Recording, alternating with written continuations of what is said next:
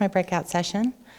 My name is Stephanie Scott. I'm the co-owner of Simple Surrogacy based in Dallas, Texas. We were established in 2002. We've had a little over 2,000 babies born through our program to date. We are a full service agency, so we do everything from surrogacy, egg donation, legal,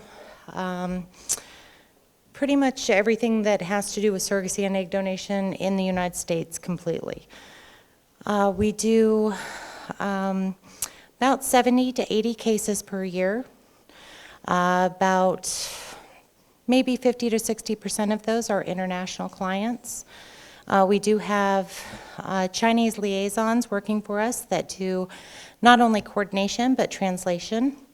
So if you choose to go through our program, you would actually be able to choose whether you get a Chinese coordinator, English-speaking coordinator, whatever you're going to need throughout this process.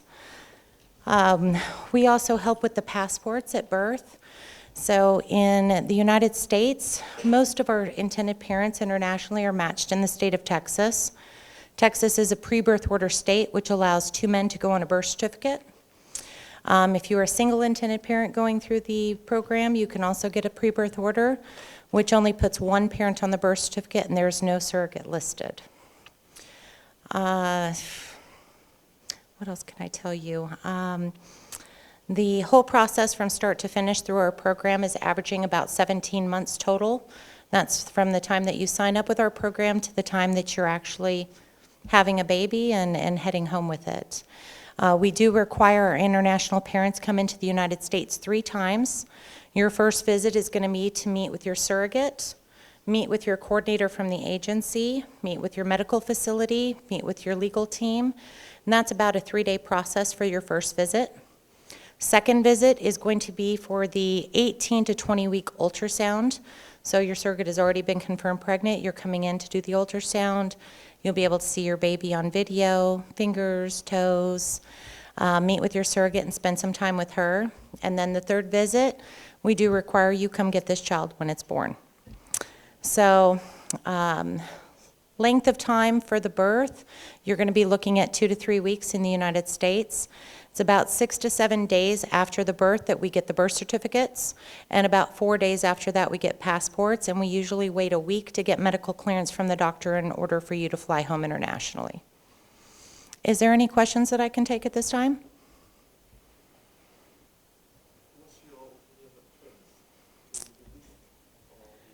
There is risk. There is risk when it comes to doing a double embryo transfer and having twins. There are still a lot of people who do it. I do think that there has been some discussion about, outweighing the risks in this. I don't see a whole lot of complications with twin pregnancies. Most of the babies that we've had have been born close to full term, if not full term completely. So that's just a personal decision that everybody needs to make for themselves. And there are a lot of clinics in the United States, especially, that are moving towards single embryo transfers. So some of the surrogates are as well. So it's about a 50-50 shot on finding a surrogate who's willing to do a single embryo transfer versus a double. Go ahead.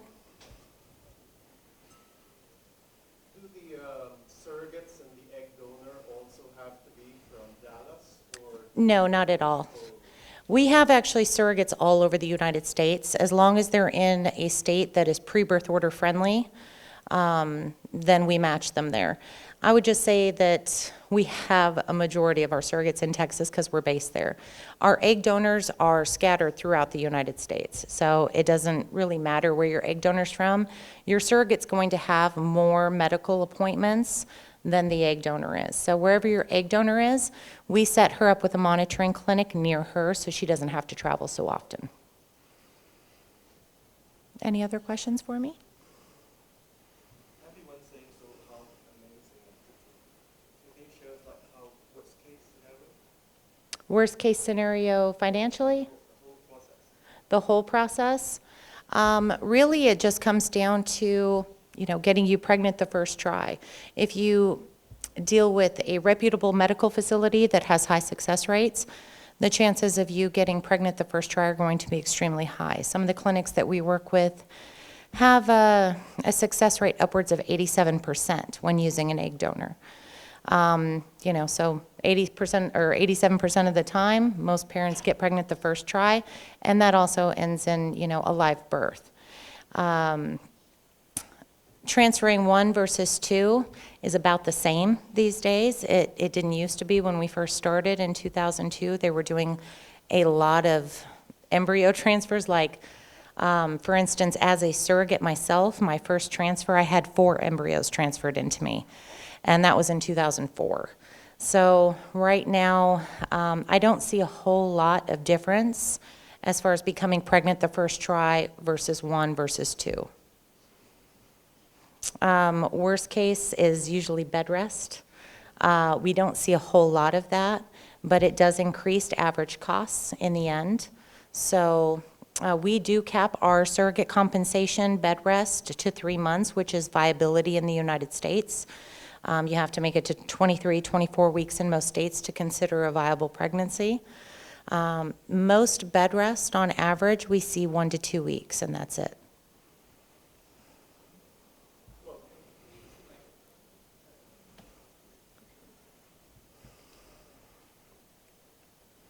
Following on this question, we've heard about the great cases or the successes, but how often might it happen, or how do the intended parents deal with, for example, if there's a miscarriage due to health issues of the surrogate, if in the worst case the surrogate passes, or if the surrogate passes during the childbirth or the child dies during the childbirth?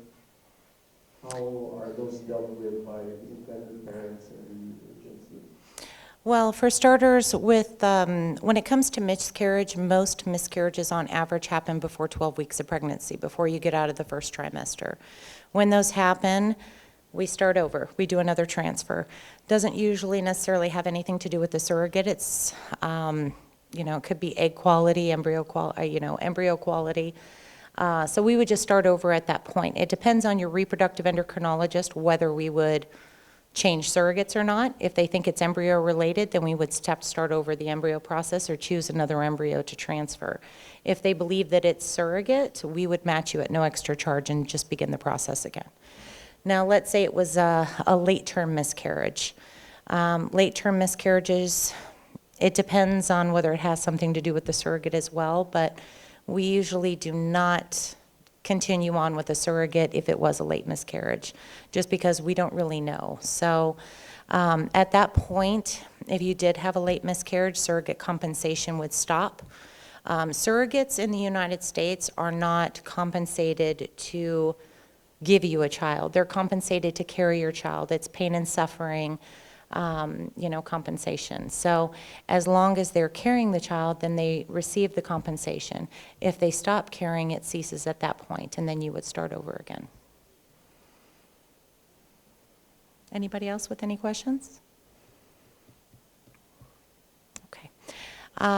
Just to let you know a little bit more about our agency, we are kind of boutique agency. So when you sign up with our program, you get one intended parent coordinator that is assigned to you throughout the whole process. It's going to be one person that contacts you weekly. She's going to be your support. She's going to guide you. She's going to be there to answer any questions you have and make sure that you know what the next steps are and what to expect throughout this whole process. So you would have that one contact. Myself, as the owner of the company, I am very involved with every surrogacy case. I actually do the surrogate matching personally. Nobody else handles that throughout my program. So you would be working with me in the very beginning while I'm matching you with a surrogate, as well as your coordinator. So it's very hands-on, very intimate. Your coordinator is going to know everything about you during this process and be able to guide you accordingly. How are we doing on time? Go ahead. Is there any difference for intended parents living in Taiwan versus living in the States? I'm sorry, say that again? Is there any difference for intended parents living in Taiwan versus No. living in the States? No, there's not.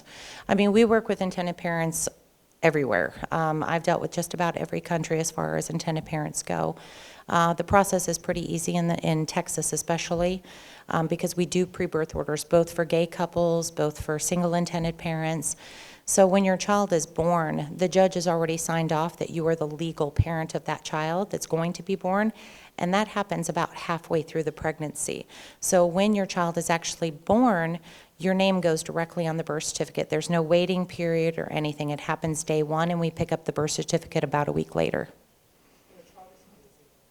I'm sorry? The charges? Yes, that's correct. Go ahead. I have a question about the IVF clinics. Mm-hmm. Is depends on the insurance of the surrogate, or this depends on? That is the intended parent's choice completely. So we do recommend different clinics throughout the U.S.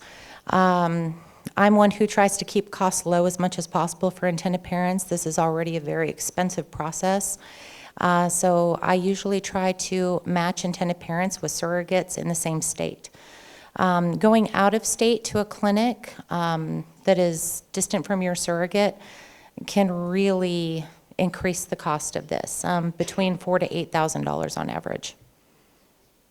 Go ahead.